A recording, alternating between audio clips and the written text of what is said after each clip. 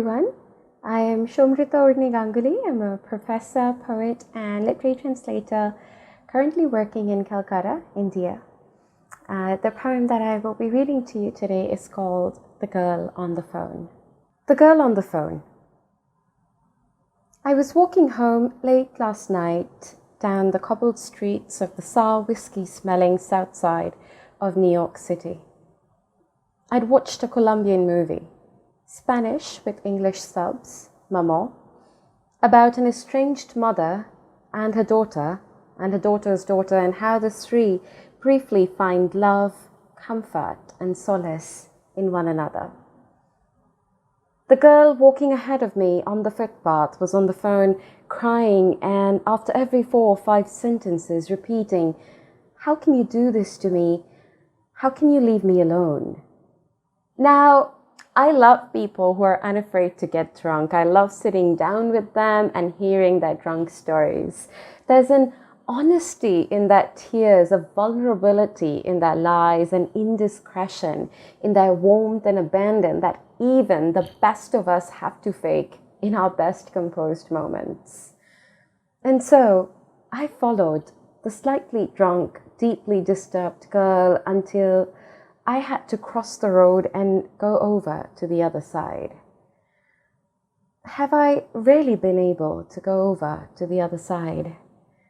I thought of my last 2 breakdowns in the last couple of years. The letters I'd written had come back unanswered, all 61 of them. I seemed to have sent them to a wrong address.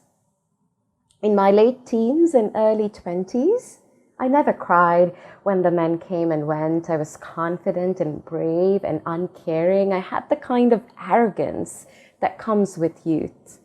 They could leave, but I knew they would come back. And even if they didn't, others would. But by the time I started approaching 30, I lost that faith in them and in me. And so I cried the last 2 times that they left, on the phone, like that girl, repeating, "How can you do this to me?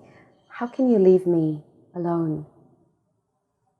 I wanted to stop the girl on the road and shake her up and say, we need to be young again. We need to be shameless, reckless, brave, and hopeful. There are so many of us unseeing the dreams we had once dared to chase. I wanted to stop the girl and say that I too had cried on the phone, but that the men had left anyway, that they were meant to leave anyway. I had cried and begged and pleaded with them to stay, but you cannot make people stay when they're determined to go away. My love for those people had been hypothetical, assumptions based on insufficient evidence. I wanted to tell the girl that in the last few months I've been alone. I did not regret that the men had gone. What I regret is that I had humbled myself for them. To love and not be loved in return is fucking brutal. I wanted to tell her that there is no beauty in fighting madly, maniacally for love where there is none, because some things look good only in the movies. In life, they tend to bring hurt and humiliation. I wanted to tell the girl that she needs to apologize to herself on behalf of all those people who had not.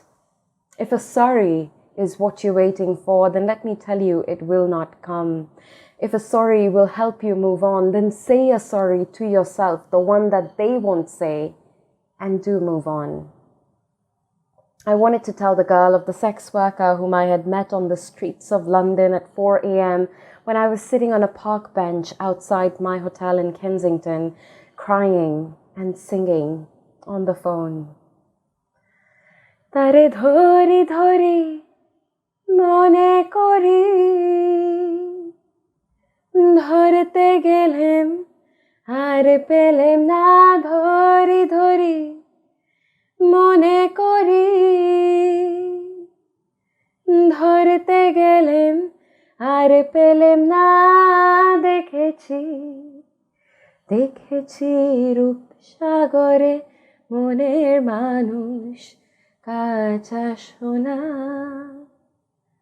I tried and I tried to get you, but you were always just a little out of my reach, just a little too gone. Take your time, Katerina Vasilieva, the legal sex worker from Budapest in London, had told me in broken English. There is no rush to forget anything, but when you do move on, when you do forget, make sure it's absolutely clean with no dirty traces left. I wanted to stop the girl in front of me on the road and tell her that there is no point in asking how some people live with themselves after damaging other people's homes. I wanted to tell her that what follows those unwilling calls to unwilling lovers is regret. I regret that I had cried and begged and pleaded with them to stay. I regret that my mother never taught me how to live by myself, and how my father and my sister and my neighbor and my God and my dog and my cat always spoke of adjustments and compromises and friendships and love, prescriptions to a happy life, surrounded by family and friends. There was no prescription on how to make it on my own, on how to watch a movie all by myself alone in a theater full of people, on how to order for a 3-course or a 2-course or a 1-course or any meal at all for myself in a restaurant alone, surrounded by cheer and laughter, whispered promises and sweet kisses, on how to go to a flea market or a park or a picnic on a Sunday afternoon alone, on how to live by myself, with myself, on my own, alone. I wish I could tell the girl that the person she was on the phone with would leave anyway. I wish I could tell her, you are not an Airbnb room, sister, where the men can come and go. Your body will not be their holiday destination, their weekend getaway, their staycation. You are worth more. I wish I could share with her the prescription on how to make it on her own.